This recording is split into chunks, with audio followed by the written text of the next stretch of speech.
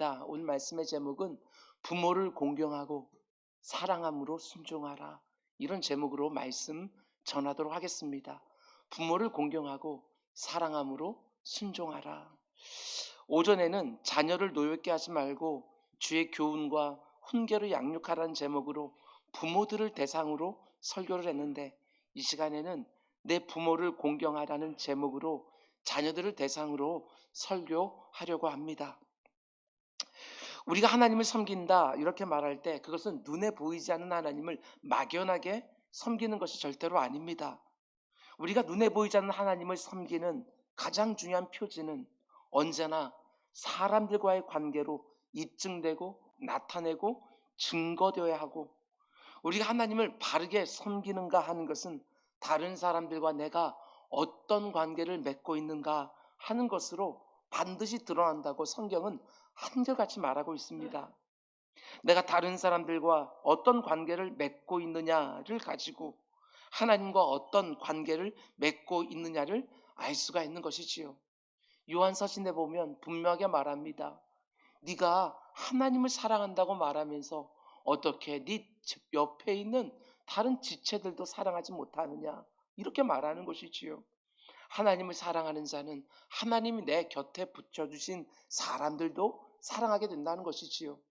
하나님과 바른 관계를 맺고 있으면 그때부터 다른 사람들과 바른 관계를 맺기 시작하는데, 남편과 아내와 자녀와 부모와 여러분의 직장의 동료와 그리고 이웃들과 심지어 나를 힘들게 하는 사람들에게까지 관계 회복과 소통이 일어나게 된다는 것입니다.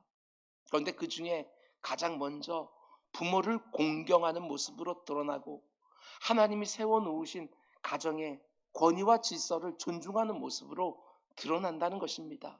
왜 그렇습니까? 우리가 태어나자마자 맺는 첫 번째 관계가 바로 부모와의 관계이기 때문에 그 관계에서 출발하여 모든 관계가 다 시작이 되는 것이지요. 우리에게 주어져 있는 10계명도 마찬가지 아닙니까? 10개 계명 가운데 1계명부터 4계명은 하나님과 인간 사이의 관계가 어떠해야 되는지 거기서 가르쳐 줍니다. 1계명, 너는 나 외에 다른 신을 섬기지 마라.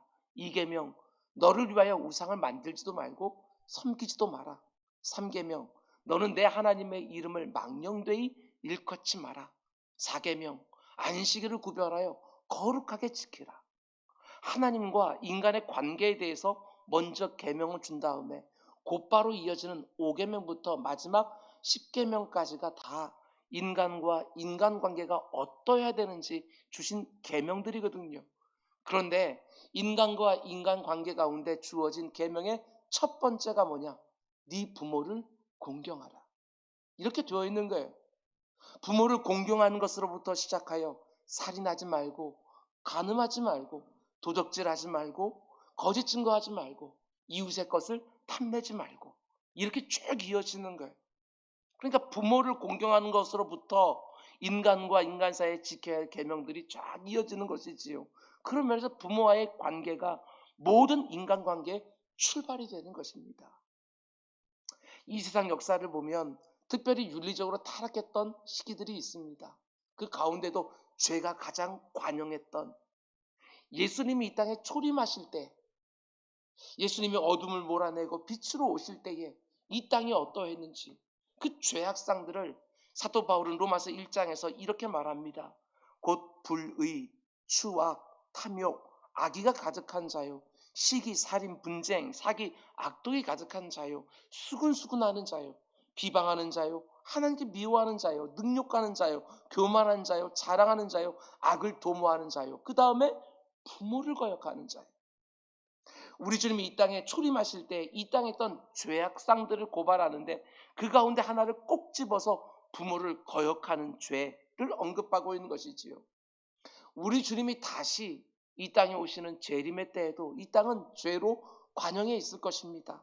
그런데 사도 바울은 디모데후서 3장에서 또 그 시대를 이렇게 말합니다. 너는 이것을 알라.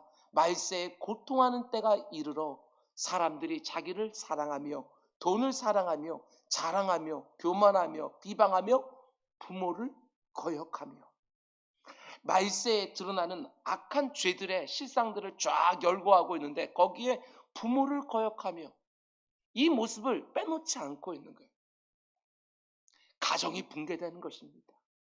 관계들 가운데 속에서 가장 친밀하다고 말할 수 있는 가정의 관계가 깨어지는 것이지요. 그런데 이런 시대를 살아가는 우리들에게 하나님은 분명하게 말씀하십니다. 자녀들아, 주 안에서 너희 부모에게 순종하라. 이것이 옳으니라. 내 아버지와 어머니를 공경하라. 여러분, 성경은 이렇게 분명하게 부모에게 순종하고 공경하라고 가르치고 있는데 오늘날 참 많은 사람들은 부모가 자녀에게 할 도리를 잘해야 공경할 수 있는 것처럼 이렇게 말을 합니다. 어떻게 생각하십니까? 부모가 자녀에게 할 도리를 잘해야 우리가 부모를 공경할 수 있는 것입니까?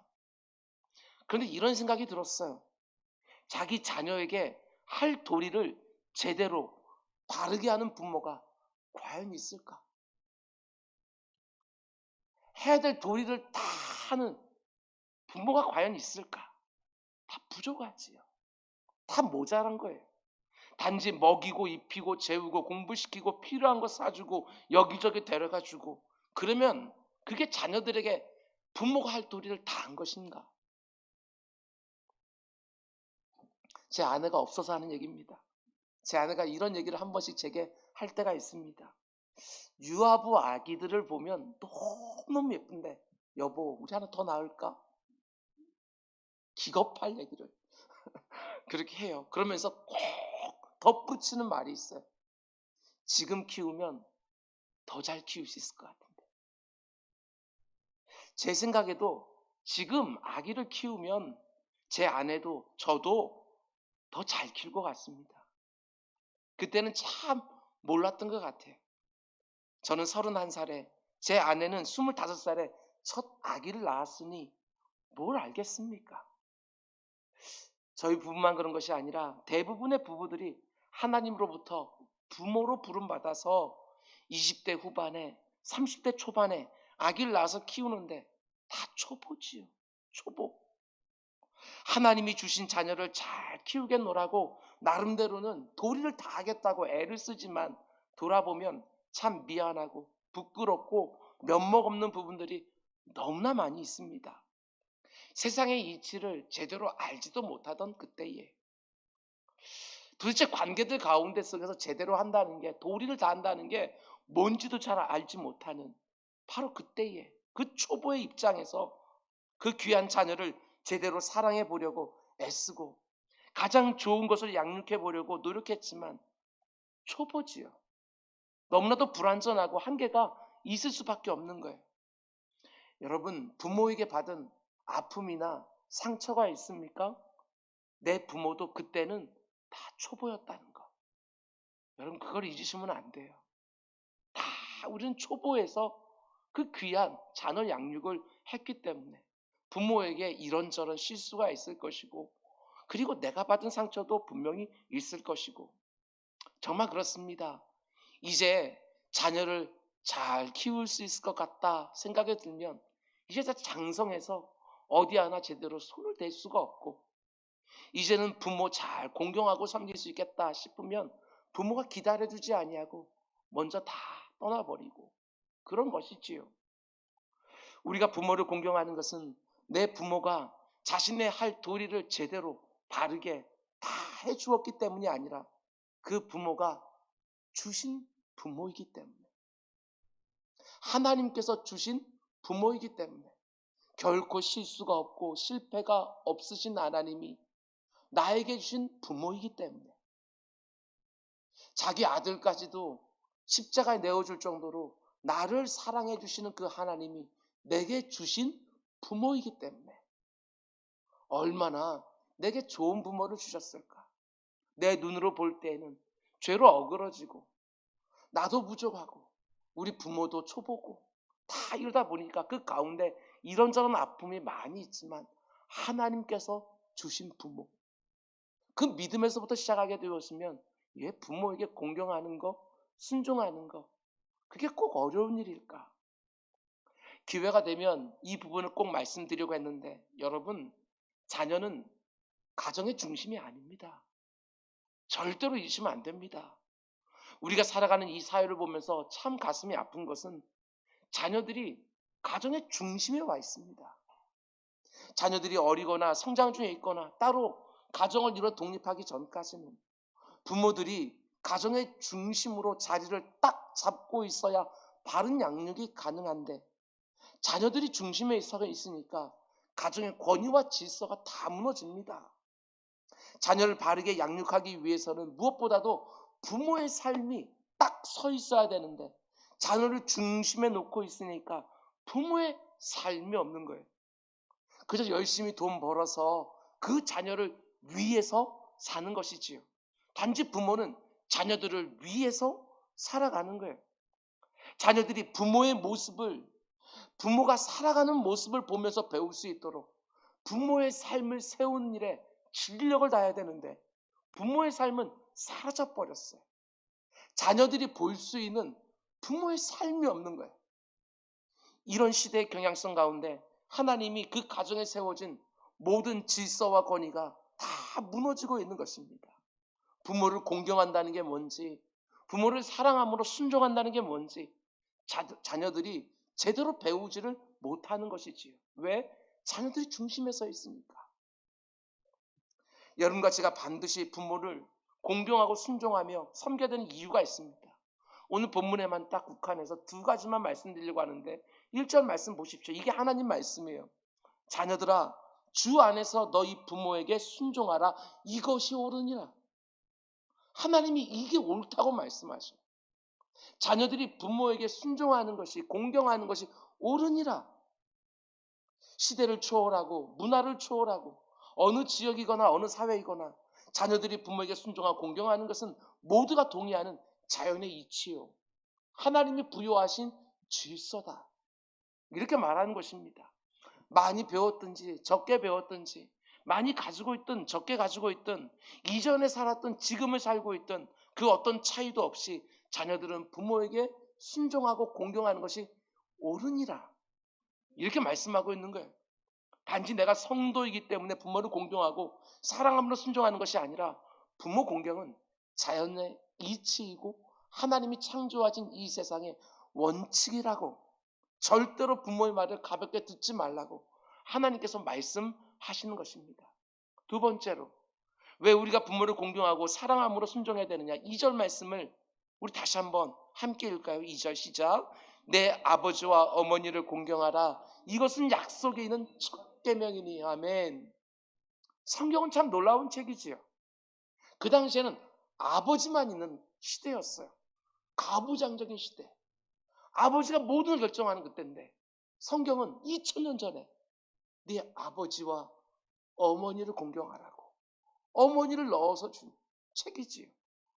많은 사람들은 성경을 가리켜서 가부장적인 시대에 준, 정말 이제는 안 통하는 옛날의 유물인 것처럼 얘기를 하지만, 성경 그 2000년 전에 아버지가 중심이 되던 그 시간에 여기다 네 아버지와 어머니를 공경하라, 이렇게 말씀하고 계십니다. 왜 우리가 아버지와 어머니를 공경해야 되지요? 그게 바로 하나님이 주신 약속에 있는 첫 계명이니까, 계명으로 주신 것이니까. 하나님이 모세를 통해 주신 십계명 가운데 다섯 번째 계명이 바로 네 부모를 공경하라입니다. 하나님이 명령하셨기 때문에 그분의 백성으로 이 땅을 살아가고 있는 여러분과 저는 마땅히 그렇게 해야 되는 것이지요. 10개의 계명 가운데 담아서 주신 계명입니다. 특별히 여기에는 그냥 계명이라고 말하지 않고 약속이 있는 첫 계명이라. 부모를 거역하는 것이 인간의 죄성 가운데 계속 들어가 있으니까, 우리가 참 부모를 마음을 다하여 중심으로 정말 공경하고 그 말씀을 순종한다는 것이 시대가 악하면 악할수록 어렵다는 걸 아니까, 하나님은 우리에게 약속까지 붙여 놓으시면서 여기 약속이 있는 첫 계명이니까 이 계명대로 반드시 그렇게 하라고 우리에게 말씀하신 것은 아닐까. 특별히 약속에는 첫 계명이라고 이렇게 말하고 있는데, 그러면 그 뒤에 나오는 십계명 중에 약속이 있는 두 번째 계명, 세 번째 계명 이런 것도 나와야 될 텐데 그런 거 안 나와요. 여기만 딱 약속 있는 첫 계명이라고 다섯 번째 계명에만 딱 붙여 놓은 거 볼 수 있습니다. 그럼 이건 어떤 의미일까? 약속이 있는 첫 번째, 두 번째, 세 번째, 네 번째 계명 가운데 첫 번째 계명 이렇게 순서를 말하는 것이 아니라 그만큼 중요하다고 우리에게 말씀해 주시는 거예요. 모든 계명들이 다 중요하지만 그럼에도 불구하고 약속에는 첫 번째 계명이다 이렇게 말하는 것은 부모와의 관계가 깨어지기 시작하면 이 사회가 무너지기 때문에 부모를 가볍게 생각하게 되었으면 이 사회 권위가 다 무너지기 때문에 가정에서 부모의 권위가 무너지니까 이 세상의 모든 권위도 무너지는 게 아닐까 이렇게 말하고 있는 거예요. 그 성경은 약속까지 붙여주면서 이게 첫 번째 계명이라고 우리에게 말씀해 주고 있는 것입니다. 근데 그 약속이 무엇입니까? 3절 말씀 보면 이로써 네가 잘되고 땅에서 장수하리라. 여기서 장수한다라는 이 말은요 그저 문자 그대로 효자 효녀들이 오래 산다 이런 말은 당연히 아니겠지요. 이 말 뜻은요 구약의 개념이에요. 장수한다 이건 구약적인 개념으로 네가 하는 일이 잘 될 거다 이렇게 말하는 거예요. 특별히 여러분 장수한다는 것을 그냥 우리 수명적인 것만 생각하지 말고 한번 이 땅에서 우리가 하는 어떤 분야에서 장수하는 사람들 있잖아요. 그런 장수하는 건 비결이 무엇일까? 맨 처음으로 사람들의 주목을 어떤 사람이 받을 때는 그 사람의 재능, 실력 때문에 주목을 받아요. 그런데 그 사람이 오랫동안 그 분야에 장수하는 것은 단지 실력이나 재능 때문만이 아니라 그 사람의 됨됨이, 그 사람의 성품, 그 사람의 진실함, 정직함, 성실함, 말하는 거, 얼굴 표정, 한마디로 다른 사람들과 어떤 관계를 맺고 있는가. 이것으로 그 분야에서 장수가 가능하게 되어지는 것이지요. 그런 면에서 부모와의 관계가 너무너무 중요합니다. 맨 처음 만나는 관계가 부모이기 때문에 그 부모와의 관계 속에서 근간이 생기기 시작하는 거예요. 그 근간 위에서 모든 관계들이 다 시작되어지니까 부모에게 잘하는 그 자녀들이요 세상에 나아가서 다른 사람과 관계도 잘 맺고 있는 것이지요. 오늘날 많은 분들이 교회가 어려울 거라고 교회 사람들이 많이 줄 거라고 그렇게 말하면서요 한국 교회가 그나마 이렇게 버티고 있는 이유가 뭐냐 참 가슴 아픈 얘기인데 수명이 많이 늘어나서 사람들이 오래 사니까 한국 교회가 그나마 버티고 있는 거예요. 이전에 다 무너졌어야 되는데 평균 수명이 80이 이렇게 쑥 넘어가면서 사람들이 오래 사니까 그나마 교회들마다 그 어르신들이 다 자리 잡고 있어서 교회가 지금까지 안 망한 것이지 예전처럼 60, 70에 이렇게 사람들이 다 이렇게 천국에 가게 되었으면 교회 안에 지금 사람들은 하나도 없을 거다. 지금 교회를 지탱하고 있는 그 어르신들이 평균 수명을 넘어가는 그 순간부터 한국 교회는 급격하게 쇠할 것이다. 다음 세대가 없으니까. 교회 안에서 우리 믿음의 선배들이 눈물을 흘려서 기도하고 땀 흘려서 수고하고 봉사하고 그 모든 것을 다 해놓았는데 교회들 가운데 그 부모를 교회들 가운데 그 어르신들 믿음의 선배들을 가볍게 생각하고 있다고 한다면 지금도 교회를 꽉 붙들어주고 있는데 가볍게 생각하고 있다고 한다면 한국 교회는 아주 급격하게 쇠락하고 말 것입니다. 여러분 정말 가정 안에서 부모에게 순종하고 공경하고 교회 안에서 믿음의 선배들에게 잘하는 우리 모두가 될 수 있기를 주님의 이름으로 축원을 드립니다. 우리는 아브라함과 그 아들 이삭의 이야기를 알고 있습니다. 10대 후반의 아들. 우리나라 나이로 말하면 한 18살쯤. 아들이 이삭이 18살 때쯤. 거의 120살, 100살에 나왔으니까 118세쯤 되어지는 그 노아버지가 그 자녀를 죽이려고 하죠. 마음만 먹었으면 그 혈기왕성한 18살에 그 아들이 못할 게 뭐 있겠어요. 120살이 되는 그 아버지에게.